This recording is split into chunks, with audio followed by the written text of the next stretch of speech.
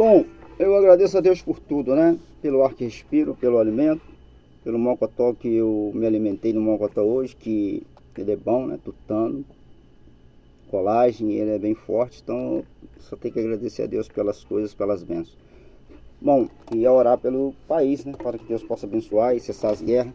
Bom, vou tentar aprender mais um bocadinho da canção que diz: o único que é digno de receber, né? A honra e a glória, a força e o poder, ao Rei eterno e imortal, invisível, mais real. Vou tentar pegar ela, quer ver, ó.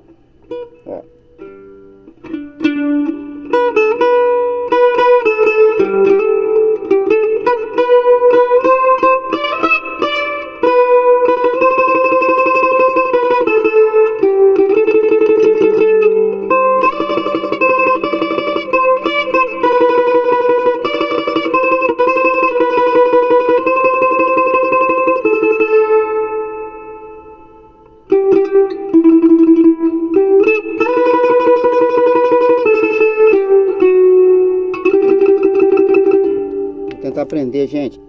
Tô aprendendo um cadinho no bandolim, ó, essa função. Vou tentar aprender.